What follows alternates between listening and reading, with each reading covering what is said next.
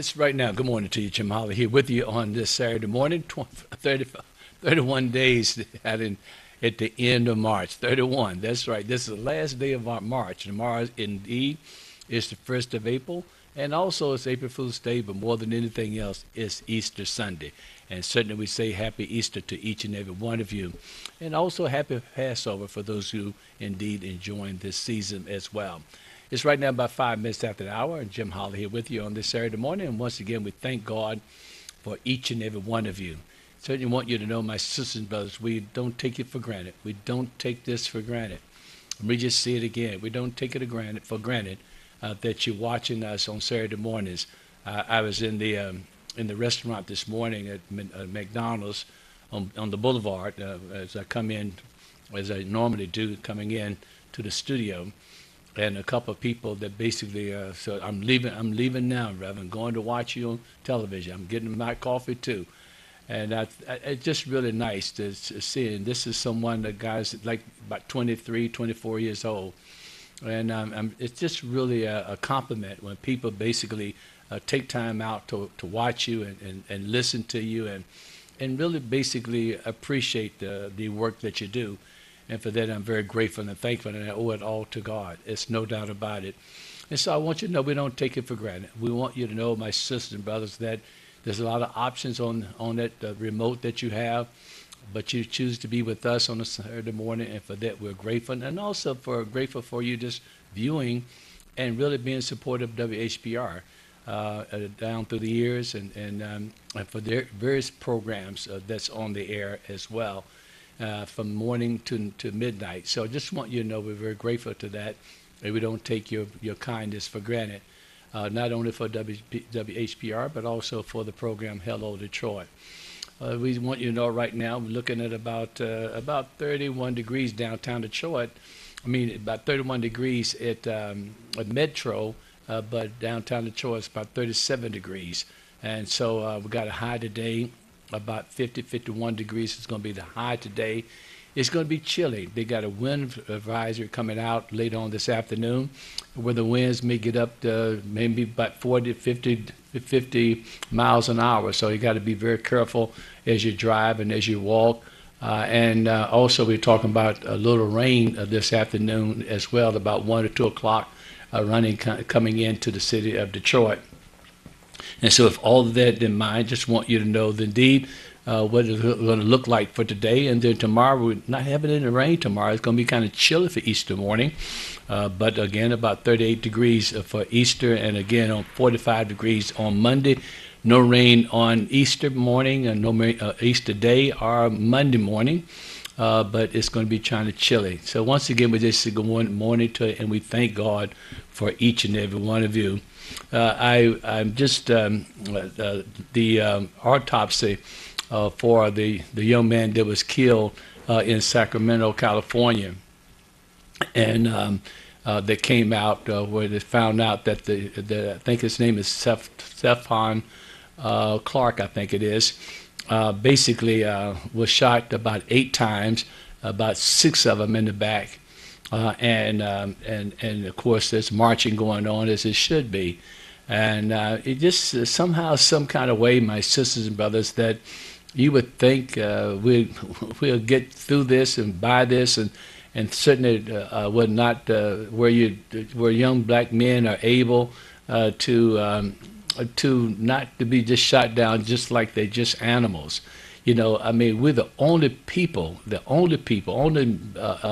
species, ethnic, whatever you want to, however you want to describe it, in terms of just being shot like you're nothing but just a animal. I mean, you don't, even if you shoot animals, you don't shoot a rabbit with a 4 or 5 times. You don't shoot other animals that kind of way. And why would you do a human being? And my understanding is this is not just a white cop, but it's also a black cop well. There's a white cop that did the shooting. And whatever happened to where you basically asked to get down on the ground and spread your legs and spread your arms, and then they approach you? Whatever happened to that? whatever happened to where what's going on when we talk about the fact that you got to raise your arms, raise your hands, and all this kind of stuff, and show me, and the guy basically has a phone in his hand rather than not a gun, no gun on him at all, and gets shot 8 times, and so again, it's just mind-boggling, and it's somewhere down the line. We got to have some soul searching here, my sisters and brothers, in regards to this, and this country need to have some soul searching in regards to all of this. And of course, with President Trump in the White House, that probably is not going to faze Washington or the Justice Department or anything like that. It would have been up under the President Obama's watch.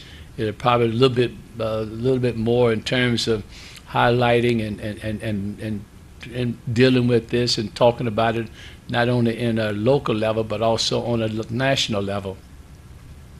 And I was hoping to get in touch with Reverend Cunningham this morning to talk to him about it. I'm having a hard time finding him. He's a very busy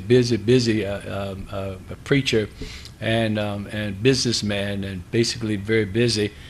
To have some conversation with him in regards to this situation, what's going on, and when is it going to stop? When it's going to stop?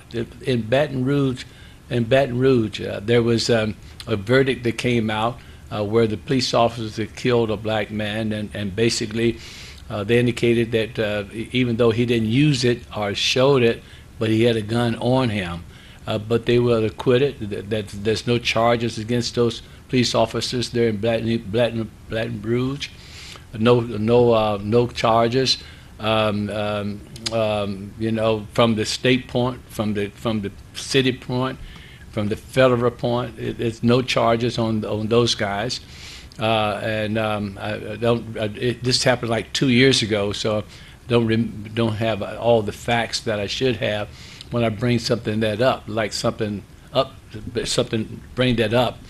But I just want you to know, my sisters and brothers, again, it's just disturbing, and I don't know why. This guy's like 22 years old. You're talking about the children. You're talking about a mother. You're talking about, you're talking about family. And what in the world? Can you imagine losing your son, or you losing your daughter, or losing, anyone, as far as that's concerned, in this kind of way? 8 times that the man has been shot, according to the autopsy, and that then 6 of them, as I understand it, is from the back.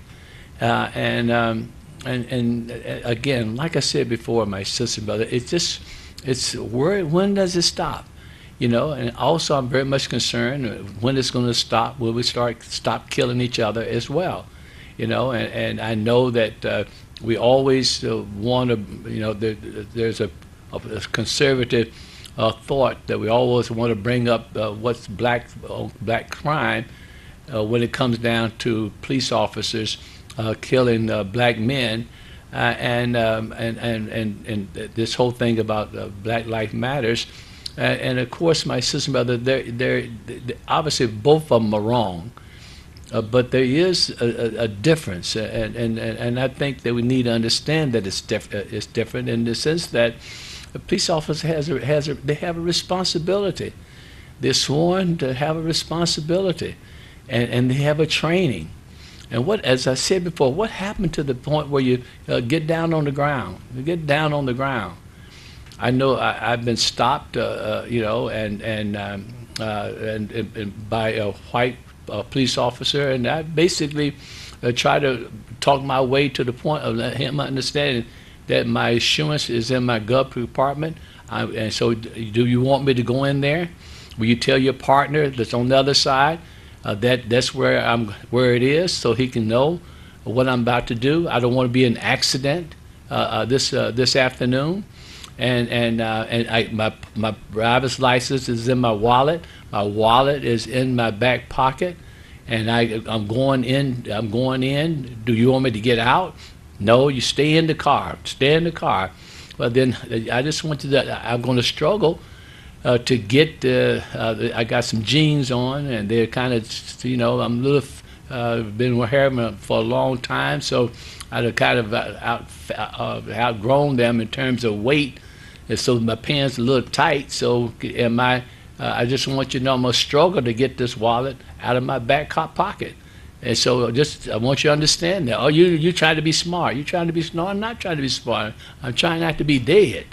That's what I'm trying to not to be. I'm trying not to be dead. That's what I'm trying not to be.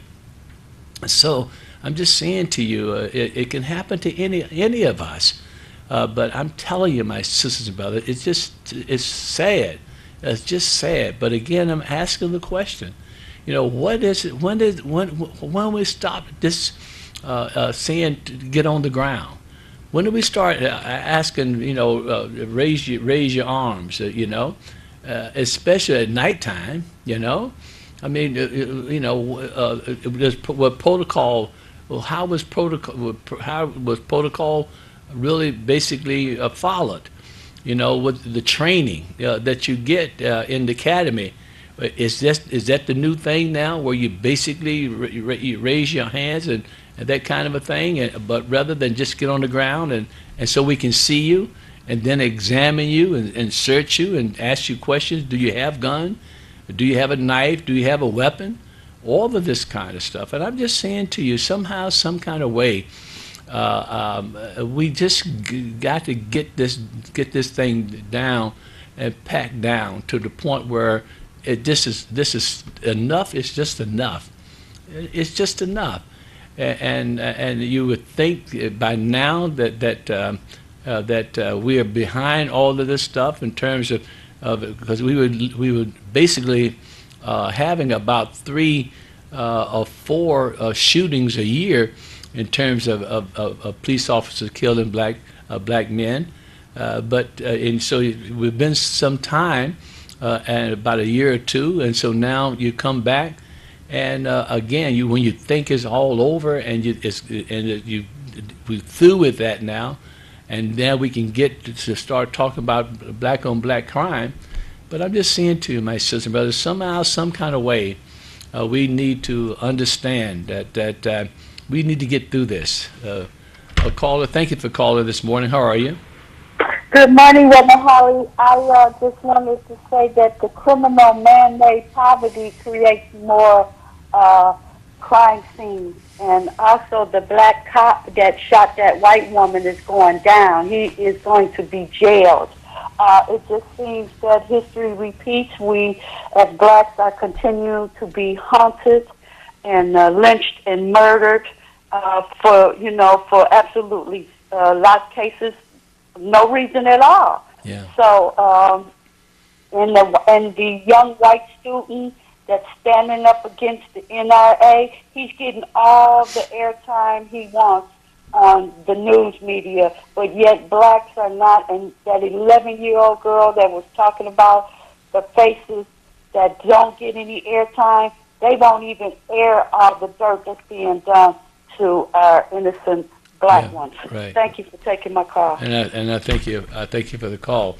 It's about 18 minutes after the hour.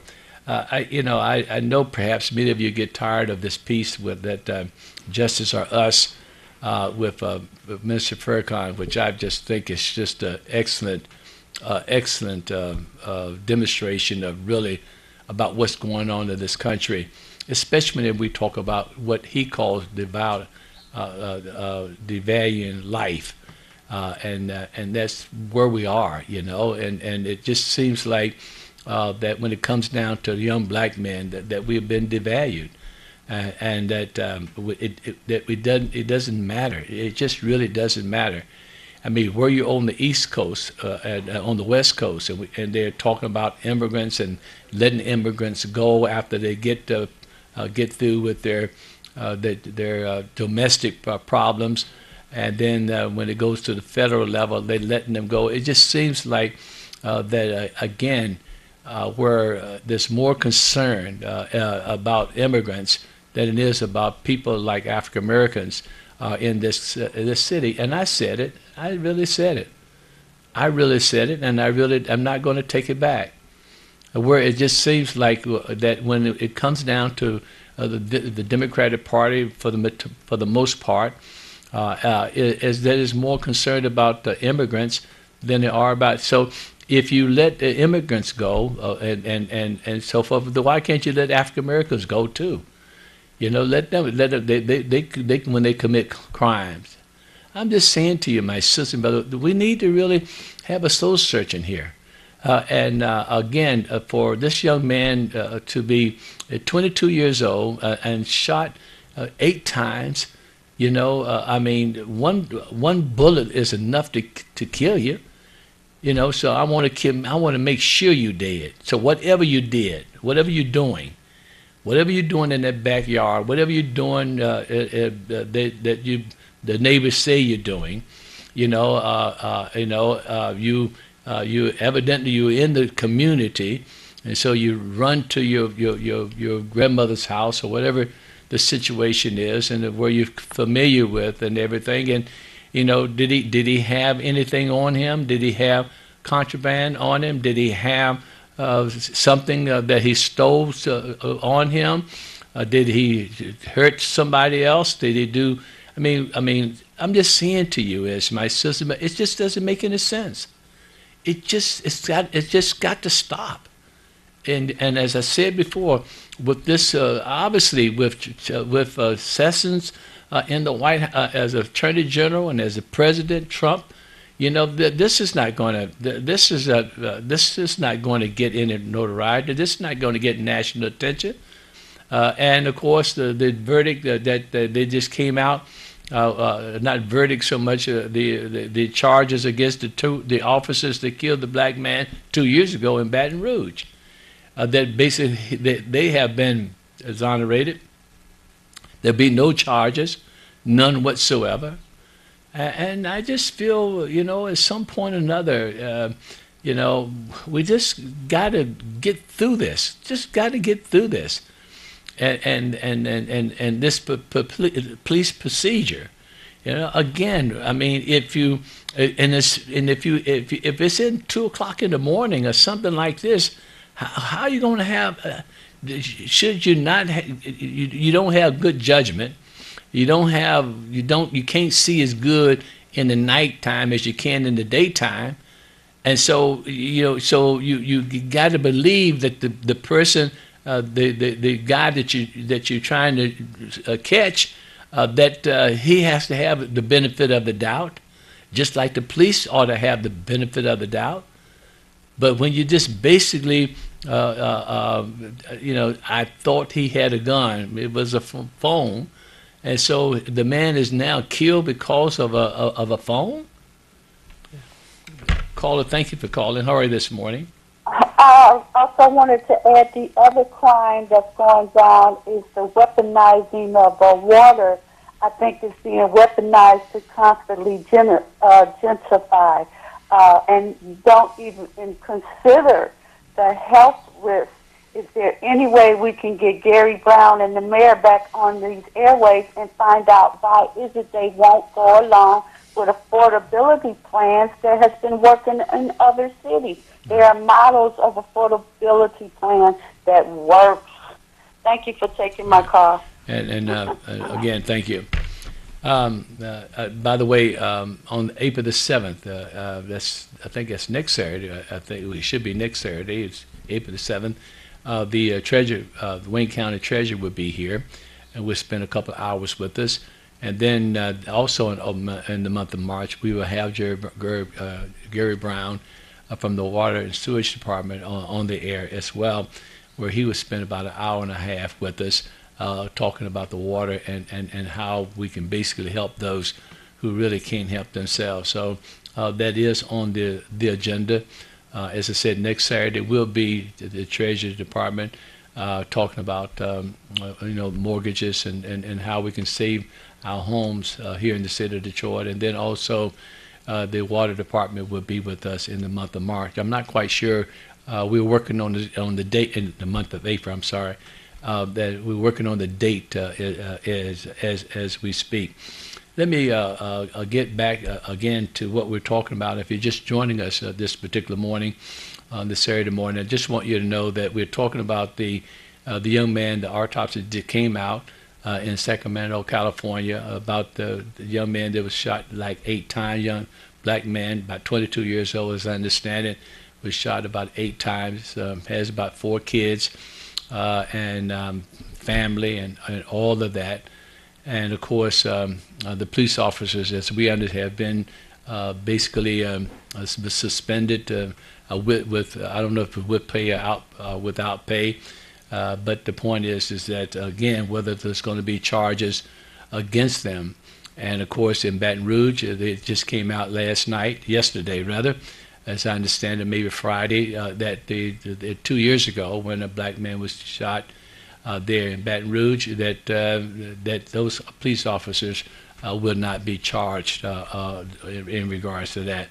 And when you really look and see the 90-some black men over the last several years that have been killed by police officers, my sister, and then look at how many police officers have been charged, and those that charged as well have been exonerated from juries versus those who have not even been charged.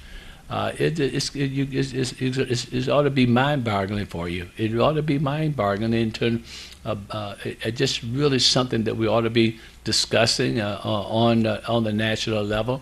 And it comes back to where I've been talking about for a couple of weeks now, and that is, my sister, mother, who really speaks for us? Who really speaks for us?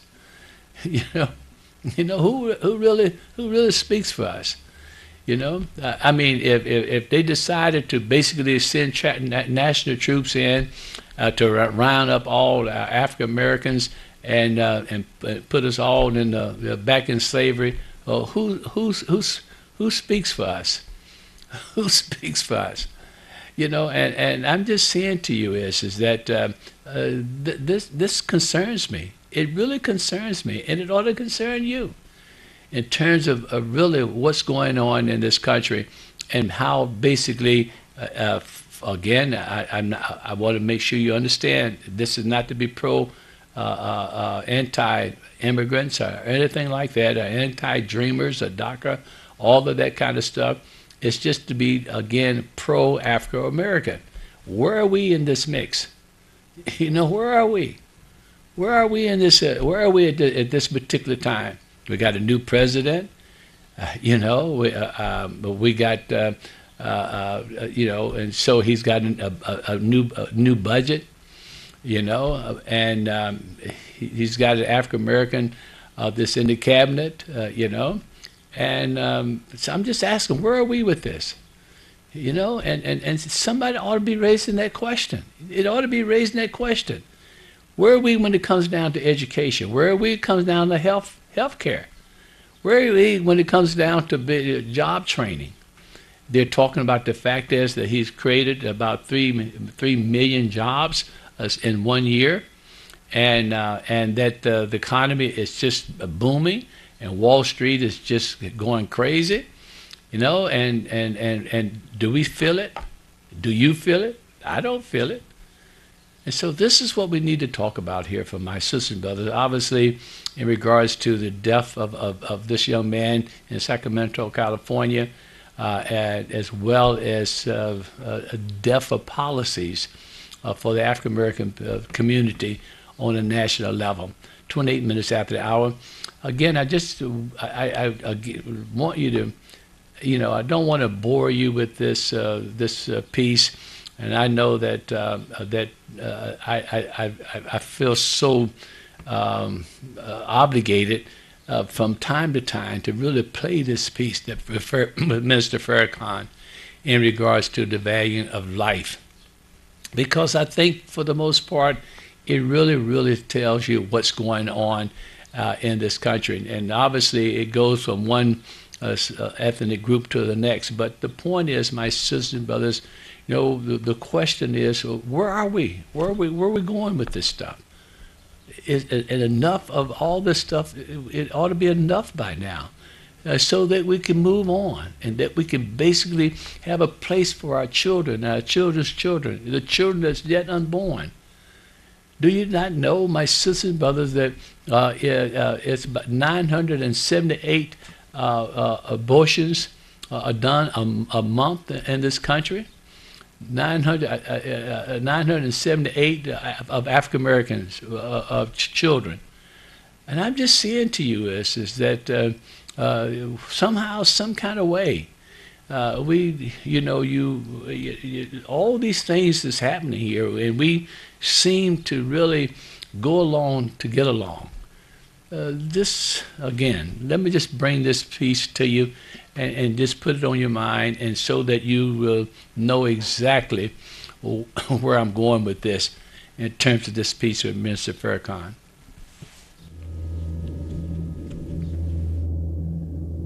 All of the nations of the earth as we speak are angry.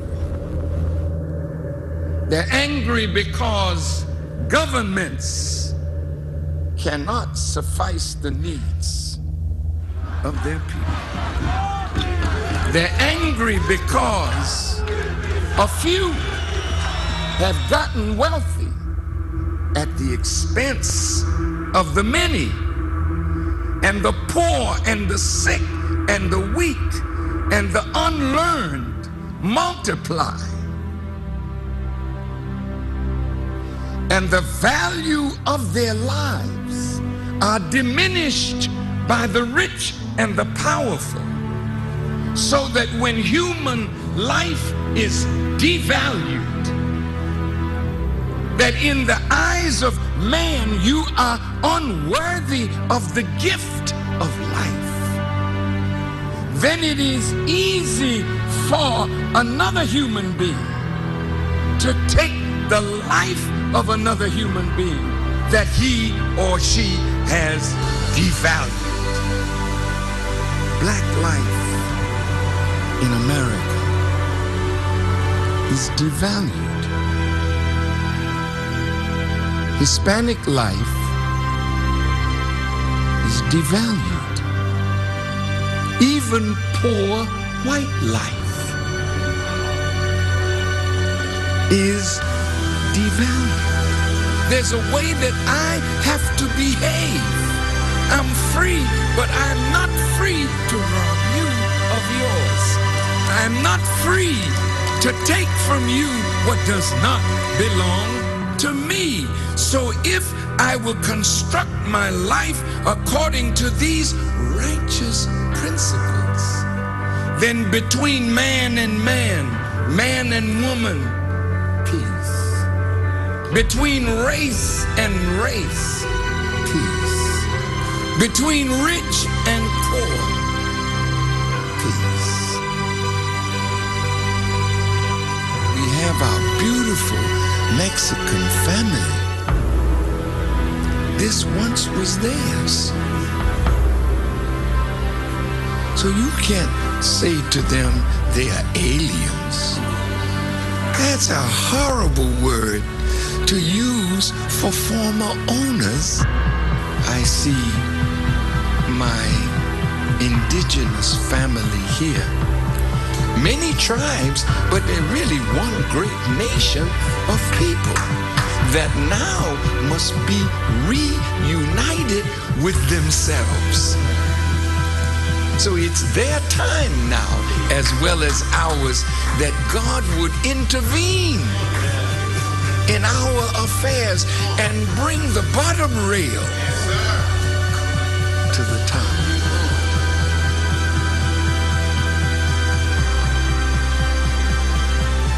The government is not rehabilitating soldiers. When they send you away to kill. When you come home, they gotta reconstitute you for civilian life again. Make sure you have a job so you can take care of your family, but they're not doing it.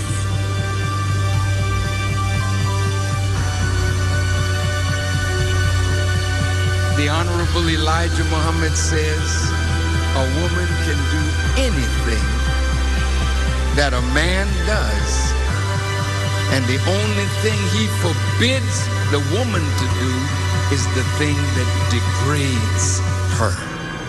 So how high can you go high as you want to.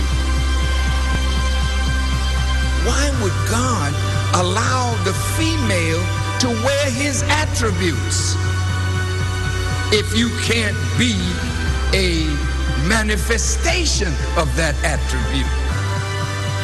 Women, you got to be set free. What God has put within you must be cultivated, must be developed, and must be used for the advancement of a nation and a world. I said to myself, Mr. President, why the hell don't you go to the wicked police department?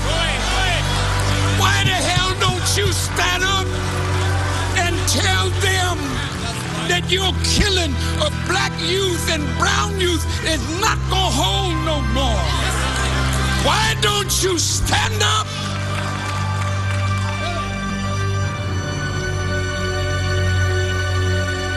God's world is in need of a truth that will set up a government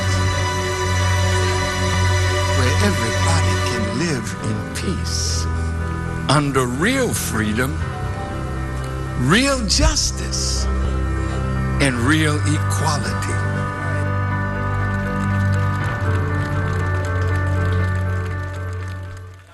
And once again, Jim Holley with you on this Saturday morning. And again, that piece, obviously, by the Nation of Islam and Minister Farrakhan. And again, it says so much in terms of what's going on in this country and really what's going on in this world. And of course, I know there's a lot of people don't particularly like Minister Farrakhan and don't like the things that he says and the things he believes in terms of his religion. But my sisters and brothers, when it comes down to us, and it comes down to basically really thinking about us as African Americans, we got to understand, we got to cut through all the kind of stuff that divides us and try to find the things basically that brings us together. And of course, and that's the way I feel about it when I listen to him. And try to my best to basically ignore the kind of criticisms that so many people give him. But when you come to really think about what's going on in this country, think about this whole idea about devaluing life itself, and that's really what it is. And somehow, some kind of way, as Dr. King, as we celebrate on a few days from now, 50 years after his death, that when we really understand what he was trying to do, and that was to bring everybody together. You talk about black and brown and the Native American, the poor whites, and the women and all the people that basically you see in this piece that that Minister Farrakhan has there. That's what, again, like 60 years ago, that the Reverend Dr. King was trying to do, but just pull everybody together, all of us together. We all in this thing. We all came here in different boats, but we all in the same boat now. And somehow, some kind of way, my sisters and brothers, we have a way got to speak truth to power, and somehow and find what really truth is here in America. And that one truth is not for the rich and another for the poor, but truth is for everyone, and somehow, some kind of way, we got to get to the bottom of this. And I know that we talk about this, down through the years, and I'm sure we'll probably talk about it for some more years to come. But at some point or another, my sisters and brothers, we really have to understand that enough is enough, and that we got to come together. And sometimes I saw this this piece, heard this song, and it came in my mind from Teddy Pendergrass, and talking about the world, what the world really needs. This beautiful song, and then now I'm losing the concept, the beat as well as the words to the beat. But you know what I'm talking about, and I'm just saying to you is that we got to be able to really get off of our behinds and really try to use our minds to put this thing back together again. To me, the NAACP, National Ad Network, and Urban League, they've got to come to somewhere, come together, and let's talk about this thing. I don't understand it. Maybe I'm just old fogey and just out of it, and Holly just go away and with the dinosaurs and stay with the dinosaurs and just be buried with them. But my son, at some point, do you would like to think that the people that they want us to join them, and we do. I support the NAACP. I support the Urban League. I support the National Network with Al Sharpton. I support Operation Push. And I try to, whenever Jesse asks for something, I try to come up with some of it. I can't get all of it, but I try to give it some of it. When I get the piece comes from the NAACP, I basically put my $100 in, and my whatever it costs me to be a member. The NAACP, whenever the Urban League, whenever they send me something, I try to basically try to comply. And I'm just saying to you is that somehow, some kind of way, that where are we? Why haven't we come together? Why haven't our national organizations come together and really to support the Black Caucus piece that I showed you a few weeks ago, that they did put together and presented it to the president, and then if the president, if you're going to have a budget, where are we in the budget? We know you got the money in there for the walls. We know you got the money in there for the military. We know that, and I'm sure some other things in there. But what's in there for urban America? What's in there for basically for jobs for the urban American? Where are we with that? And I'm just saying to you, my sisters and brothers, I know I sound like a broken record from time to time, but I guess until we do better, I'll continue to talk about it. It's 18 minutes to the hour. Caller, thank you for calling. How are you? I just want to thank you for playing Farrakhan, because he hits it on the nail. Your listeners need to look up St. Alfred's Plan. The St. Alfred's Plan is been speaking about the injustices that's coming forth. Years ago, they talked about all these injustices, but when I look at it, the FBI, the police department, the DOJ, the Department of Justice, the CIA, the white nationalists, I think they all have infiltrated into different departments. And this is population control, and they do not want to give up nothing that they steal, and they've already stole. I think there's some covert operations going on. When you look at 57,000 black people in the United States being enslaved, you got 45.8 million around the world being enslaved. You got slave auctions in Libya starting $400 selling young black males. You got 1.5 million missing black males. And I just read where there's a small town of young black girls and boys, teenagers are missing. So St. Alfred's Plan, it's confirmation of this was coming down the pipelines, and Farrakhan is hitting the hammer with the nail on all this. All of a sudden, your government cares nothing about our lives.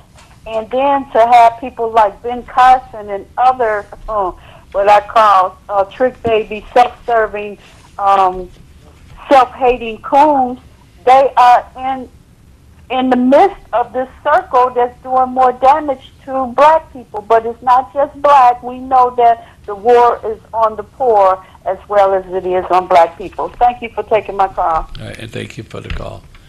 It's right now about 16, about a quarter to the hour. And again, we thank you for tuning in. We thank you for the calls. The telephone number, obviously, is right there on your television screen. If you want to call in, you're welcome to do that. The area code is 313. The number is 868-0342, 868-0351, and 868-4336. Those are the numbers. Again, if you just joining us, and what we've been talking about the first 45 minutes is basically what's going on in Sacramento, California, where the young man, the autopsy just came out, and where the young man was shot about 8 times. And as I understand it, when I was looking at the news this morning, about 6 of those times he was shot in the back, the other 2 in the front. And of course, again, there's marching in Sacramento, California, as it should be. The police officers have not been charged at this particular point, and I guess based upon the investigation that's taken place. And of course, again, we have another African American young man that's basically been shot by the police with no gun on him, and they thought he had a gun in his hand when it was a telephone. And I really don't know what the answer really is, other than the fact is, my sister brother, somehow, some kind of way, even when with the young man that was in Florida and that shot about 17 people in Florida, you know, and obviously I know this is not nice. I know you're not going to like this, but I just really believe if it was an African American that was in there with with those kids and shooting, that the police would have went there and got him. They would have got him and went in there and took him out, you know. And of course they did when the I think in Baltimore somewhere they took him out. The police officer took a black guy out. They killed a couple of police officers, or one police officer. I'm not sure what city that was in. But I just feel like if it was African American that was there in Florida, where the kids who got 17 kids were killed, that they would have went in and most likely a lot of kids would have been saved with this guy. But again, when it comes down to, I just feel that way. I don't, you know, maybe I'm just wrong and I shouldn't say something like that publicly or on the air. But again, when it comes down to African Americans, that they don't get a shot at it. They don't get they really don't get a sense of respect, or a sense of the fact is that we're worth of basically trying to compromise and trying to neutralize the situation, rather than just going on and just we know who he is, and we know what kind of person he is, and we know who his background. So let's just assume that he's extendable, and let's go on and do just that. And so I'm just saying to you, my sisters and brothers, that again, I just feel like that we just go on and act like nothing is taking place in America. Nothing is taking place in Sacramento. That it's not my son, it's not my child. So we'll just let it pass as we've done in the past, and so forth. Understanding that we got a new type of president that's in the White House. You're not going to hear anything about it. It's not going to be national. You're not going to have where the federal government's going to go in and make sure that the boys' civil rights have not been violated and all this kind of stuff. I didn't particularly like how the President Obama handled all of these murders. But at least he basically acknowledged the fact that there was problems in this country, problems with the police department, problems with the training and so forth. But what happens to the point where you basically have people to get on the ground? Just get on the ground. Why are you talking about raise your hand? So you can have as an African American, you can your hand can be one color on the backside and another color on the inside. And I'm just saying to you is that all kinds of things can take place. This guy had a phone, just a phone, and they thought it was a weapon. The guy was killed and shot 8 times because misidentity of whether it was a phone, not a gun, but a phone, and the guy is gone. Your life is basically taken out because I thought you had a gun when you really had a phone. Oh, my sisters and brothers. Caller, thank you for calling. How are you this morning? Good morning. Hello. Yes, how are you? I'm fine. How you doing, Reverend? Just fine. Thank you for calling. I just wanted to remind the listeners that today at the Charles Wright Museum of African American History, people from all over the country are coming to celebrate the 50th anniversary of the Republic of New Africa. And also remind them how years ago when Robert Williams was in exile, who was the first president of the Republic of New Africa, he was in exile in China for years to save us so he wouldn't be assassinated here. And when he finally came back to Detroit, the beautiful image of him getting off the plane and the brothers and sisters laid a red carpet for him to walk off the plane onto, and the sisters threw down rose pebbles like he was a really leader. And I remember that. And those beautiful brothers and sisters are returning to Detroit, a place where the Republic of New Africa was founded, to celebrate its 50th anniversary. So be there. All right, and thank you. And thank you for the notice. Caller, thank you for calling. How are you this morning? I'm fine, Rev Holley. Yes, how are you? I'm fine. Good. I got to let you know that you're on point again, but you don't go far enough. Mm-hmm. The Ku Klux Klan, they put on suits and police badges. Okay, they call it the Blue Klan now. Okay, they got the fake news going on here. That man knew that guy didn't have no phone, but they Ku Klux Klan and they hated him.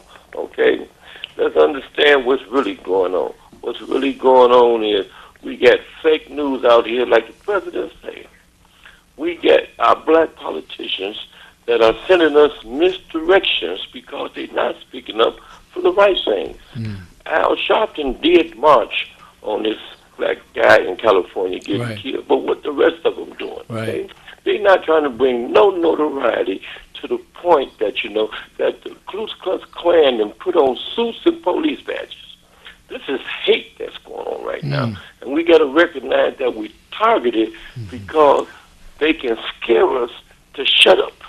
And unless we come together, like I told you before, and form some kind of form where we can have some kind of power, where we can have some kind of notice to be noticed, we're going to keep on getting swept under the rug because the black people are divided.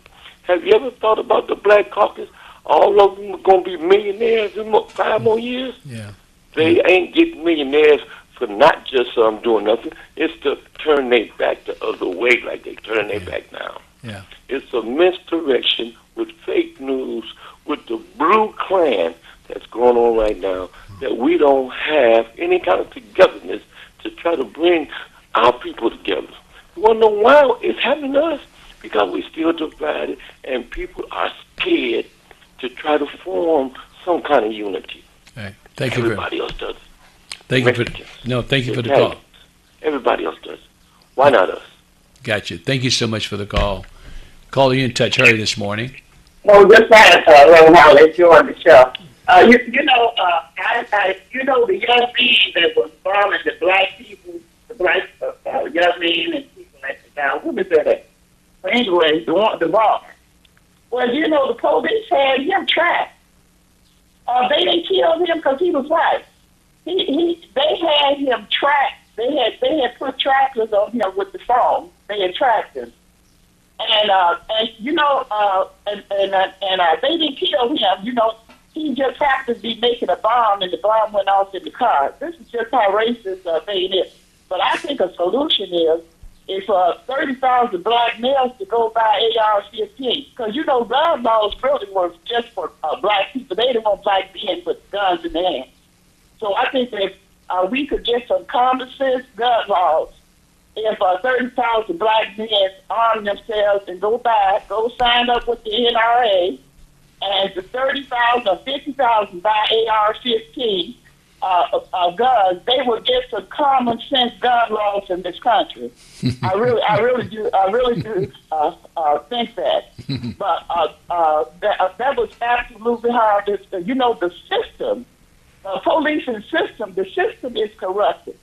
And this is the reason why we keep having this type of stuff happening in our community. Right. But that's one of the solutions, other than the other solutions, for me, is for 2 million black men. Yeah, it'd be $10 per month for 12 months. It'd be something. They're not going to give us reparations. It's not going to happen. Oh no. So we have got to do that for ourselves. Reverend Bullock got his store over there on West 7 Mile. I hope people go over there and support his store. You know, unlike some of the things they did to you, and you made all those very progressive moves in our community. Yeah. And we really appreciate it. Yeah. Thank you so much. Thank you. I'm enjoying your show. Thank you. I'm waiting for him. She's talking about the Reverend Bullock. And of course, he's a pastor of a church in Highland Park, St. Matthews, I think it is. But I'm waiting for the grand opening. I heard him on the radio the other day say he's going to have a grand opening, and I'm waiting for that, and so that we can be so supportive of him. Caller, thank you for your patience. Sorry this morning. I'm doing fine, Reverend Jim Holley. Just need to make sure that the TV was down so my voice could get through. I have a good idea. You remember in World War II how many of the Jews got out of Germany? Mm-hmm. I have a pretty good idea. Mm-hmm. How about immigrating to Canada? That may not be a bad idea at this point. What is that now? What is that? Immigrating to Canada. To Canada for blacks? Yeah. Yeah. I mean, it seems like a good idea at this point. Right. I mean, during World War II, when things really got bad, the Jews that were in Germany that were being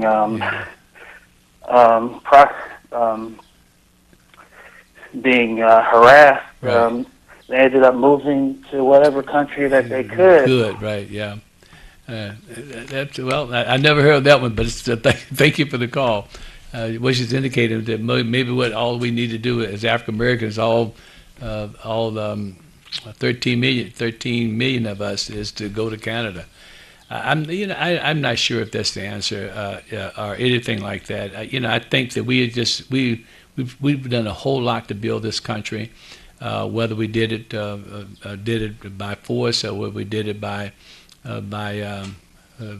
volunteering it. We did so much to rebuild this country. The economy of this country, if it wasn't for African Americans, even though we didn't want to do it at that particular time, it was we basically the slave trade, the cotton and all the stuff that we did in those cotton fields and the economy. We're so much of this. We're so much of the fabric of this country. In spite of what the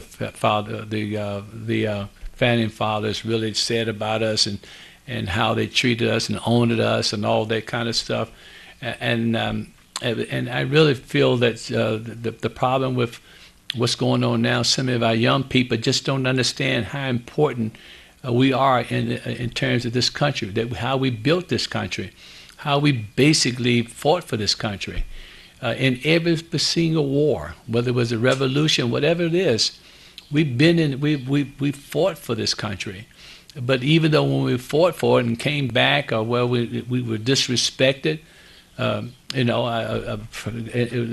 remember Reverend Hooks, who came from the war, went back to with Memphis and had his army suit on, and of course was refused to be served in a restaurant, and he's in this army suit, the United States Army, and he's been refused to be